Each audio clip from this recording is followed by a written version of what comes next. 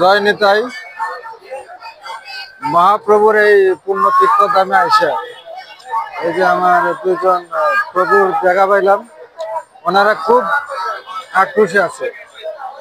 এই এলাকার রাস্তাঘাট প্লাস একটা ব্রিজ আজকে অনেকটা বছর ধরে ঝুলা রয়েছে, কিন্তু সরকার এটার দিকে কোনো নজরই দিচ্ছে না।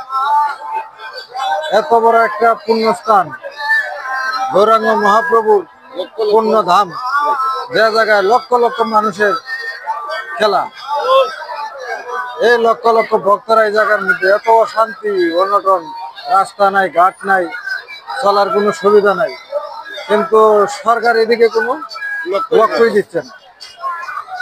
আচ্ছা, ওনাদের মুখ থেকে কিছু শুনেন, বলেন আপনাদের সমস্যাটা। হরি বল।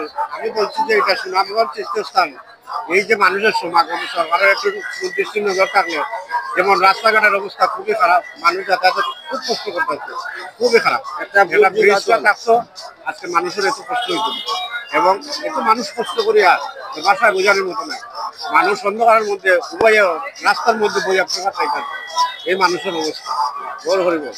গৌরব বলে যে ওনারাই দেখেন না দাঁড়িয়ে খাচ্ছে, আরো অনেক ভক্ত এইভাবে দাঁড়িয়ে খাচ্ছে। এই যে দেখেন অবস্থা, ওনার সাক্ষাৎকার নেবে। হরে কৃষ্ণ, কিছু বলেন আপনি। হরে কৃষ্ণ। আমি বিরাই থেকে এসেছি। আমার নাম সুধীচরণ দাস। আমার মাদের অবস্থায় আসছি।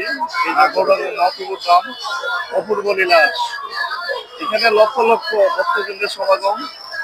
সারা বাংলাদেশের প্রত্যেক জেলা থেকেই ভক্তবৃন্দ এখানে আসেন।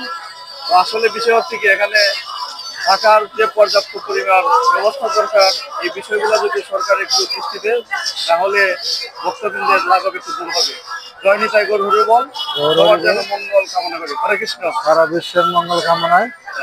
তবে সারা বিশ্ববাসীর কাছে আমার একটি অনুরোধ, যেন সম্পূর্ণ বিশ্ববাসী এই গৌরাঙ্গ মহাপ্রভুর এই পূর্ণ ধামটার দিকে যেন একটু দৃষ্টি আকর্ষণ করে, তাহলে আমাদের এই সুনামগঞ্জবাসী এই যে মহাপ্রভুর এই স্থানটার দিকে রাস্তাঘাটের একটু সুবিধা যদি করে দেয়, তাহলে আমরা অতি উপকৃত হব।